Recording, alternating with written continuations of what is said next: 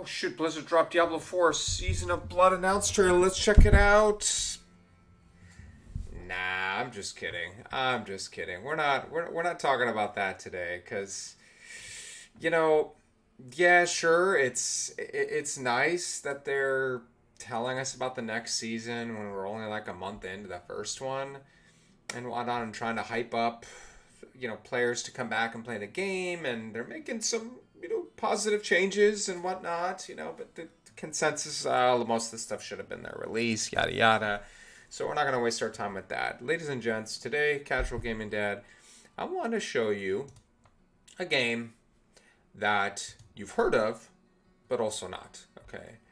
This is Diablo 1. Yes, it is. But this is actually a mod of Diablo 1, and it's called the Hell Mod. This is specifically the Hell Mod 2. Development of the Hell Mod 3 is in the works. It's slated to come out in 2025, and it's supposed to just add a little bit more content, more items, more customization and whatnot. But this game, so I feel like every time I've had a disappointment in this space, what ends up happening is I end up finding myself looking to play something else in its stead. For a lot of people, it was PoE, or for some, it'll be Diablo 3 coming up soon here with the new season, the last final season, season 29. I may even jump on there for a little bit, just as one last kind of hurrah, so to speak, as a farewell to Diablo 3, maybe. But, I've played this game before and I wanted to go back to it. It's been a couple years, and wow, the improvements are massive. So, what's really interesting about this game is that Diablo 1 is really where this genre started. It's the first iconic title. I mean, just listening to the music and the background, right? The slower pace, right? The atmosphere. There just really is. There's just nothing that's really quite captured that in its essence and its base form. Diablo 2 was very much a spiritual successor, of course. Similar feels, similar music. Really enjoyable, of course, for many, many years. But what I like about this game is that this mod adds tons of new features, things that are from like Diablo 2 and even some things from later games and RPGs, and it increases the challenge quite a bit. So it's really at a slow pace. So for example, my character is only 15, and if you recall in Diablo 1, there were 16 levels for you to traverse down. In this game, in the Hell Mod 2, there's actually 24. So there's another 8 layers before you get to Diablo. Spoilers, but not. And at level 15, I'm able to go down to level 5. I tried to go down to level 6, and the monsters were too strong. So it's a bit harder of a game. You're going to see much lower numbers, slower pace, and whatnot. Let me go to a new game here. Let's make a new hero. Okay, so first you go out. You can play single player. This is the L2, right? This is the version. You can play multiplayer. I play single player, of course. This is my character here. Let's make a new hero just so you can see what it looks like. So you can see here, there's all the usual classes, except they added more, right? Originally in Diablo 1, there was the warrior. There was a rogue of sorts. It was more like an archer, as a ranged character, and then there was a mage. Well, they added other classes, and you can see here that each of them have a description. Let's click warrior, right? And you can see that there are also subclasses. So there's just the warrior, abroad, you could stay with that. I chose the Inquisitor. This is what I ended up picking. It's got a little bit of elemental damage in the form of auras, which I thought was really cool for a melee class. Kind of like Holy Fire, Holy Shock, that sort of thing. The Guardian, right, uses two-handers. A Templar is a bit of an undead killer, sort of, which there's lots of in this game. And so there's a lot of subclasses, and what that does is it changes the types of skills and things you have access to, as opposed to just skill points and finding skills, So like here, let's pick, I've also played, the last time I played this, I played a mage, I picked a summoner. Let's go take a look at that. There's a demonologist. There's a necromancer, and there's a beastmaster. I believe I did a beastmaster last time. Did I not? Let's do a demonologist just to pick. And then you can choose up to a couple of traits, right? You don't have to, of course, but that's kind of interesting, right? So here it says gifted, +5 to base stats and +5 to maximum stats, but you pay a massive penalty to mana, right? So this would be pretty good if you're using a class that doesn't utilize mana very much, like a warrior. You don't really care about that. Then you're like, okay, whatever. That's per character level, by the way. See, it says minus 150%. So you still gain some, just not a lot. Character level to all current stats, right? But the penalty is perk rate is reduced. So there's a lot of different traits here. So you just pick them, right? You pick a trait. And then look at how many difficulties there are. Yeah. There's different options, right? Easy, normal. I started on normal. I feel like you want to work your way up because it's going to be gets really, really tough. There's a lot of challenge here in this game, and I think that's what makes it interesting. It's more, but at the same time, if you don't like that slower pace, you want to play fast like PoE, Diablo 3, you're not going to get that from this game. So, but either way, so there's the hard mode, there's hardcore. I imagine this is really tough in this game because the way it works is when you're engaged, when you engage with monsters, the game will show you're engaged. You can't go back to town, and you can't go to the next level until as long as you're in combat. So sometimes I had a situation once where there was an elite that I just could not kill. I didn't have enough healing potions and whatnot, and I had to let it kill me. Because you can't even exit the game. You can't. Well, you can Alt F4 out, I guess, but I didn't do that, right? So hardcore is probably really, really difficult. Iron Man rules. You can see here there's some specific things, right? Clearing doesn't allow you to clear dungeons, and saving until you do certain things.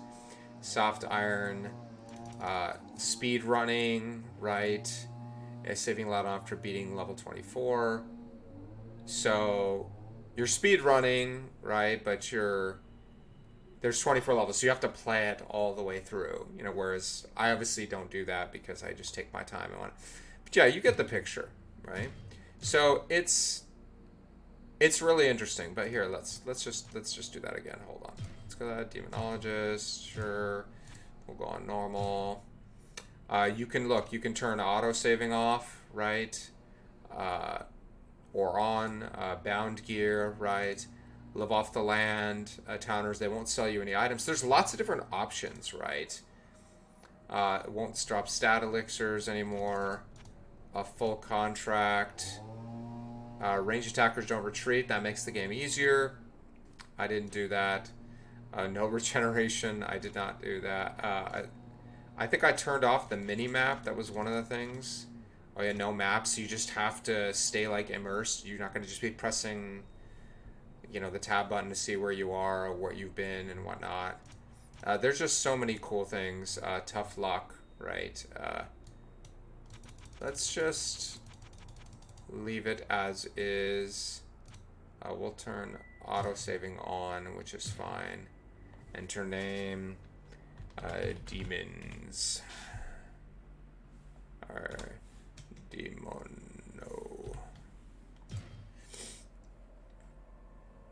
So those are game modes and these are difficulties, right? So restart a character, begin the quest to defeat Diablo, right? So you definitely want to start there. And, you can press. See here, I'll show you there's perks, right? These are like skill points, right? You get every level.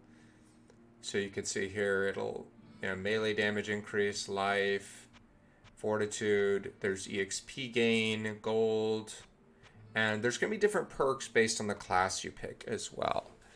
So I find this very interesting, and there's more than that too, by the way. So there's the game breakers, there's synergies too, so they took that idea from Diablo 2. MF, look, strong minions, right? This is specific to this character in this class, advanced user. You can gain stat points if you want. golem resistance, find item. Very cool. Let's see. There's game changers. Auto save for player to manual saving is done automatically, like in modern games. I personally like it. I don't like having to remember to do that, so it's fine with me. But then there's synergies right here. So mana increased by, you can see next level, current, next level. Everything's highlighted very nice. It's very user friendly, very easy to understand. Will to endure, affixes that increase vitality and magic, add to life and mana. It tells you what you need here. You need endurance and willpower, and then you can get this. So it's very interesting, and you can see there's a lot, and there's so many more items added to. I mean, it's really something, So let's come here and we'll go talk to our friend Ogden. Thank goodness you returned.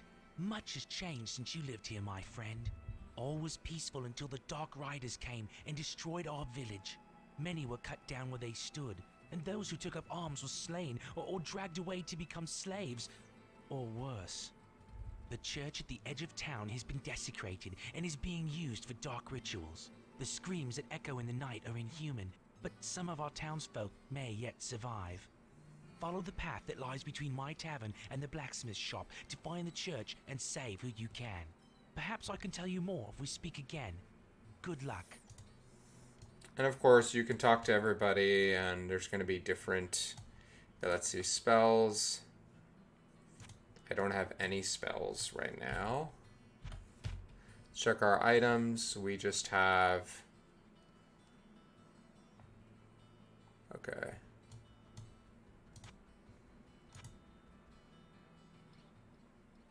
Okay, that's interesting.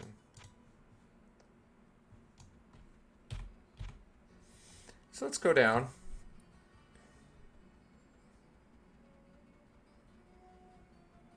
You can increase the speed at which you walk, but then you hear that and I don't really like that, so I think the game is just really meant to be played this way. The smell of death surrounds me.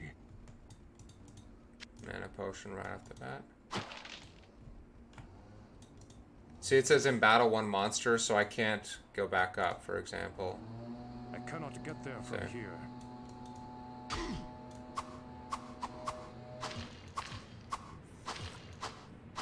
So until I get my summons, it's going to be a little bit annoying to start. But see, like 3%. So you have to be a little careful. 8 monsters. Holy smokes. See, like that already looks kind of scary, and you have to develop... Oh my god, there's ranged already? Oh, I'm so dead. I am so dead. The sanctity of this place has been fouled. Yep. Yeah. Just like that, right? So that's what's crazy about this kind of game, is that, Summoner is going to have a really hard time right off the bat, which is fine, Some people might be like, oh, well, that's kind of annoying. And, well, you just have to be a little more careful, take your time. And, once you get the summons, it gets a lot better,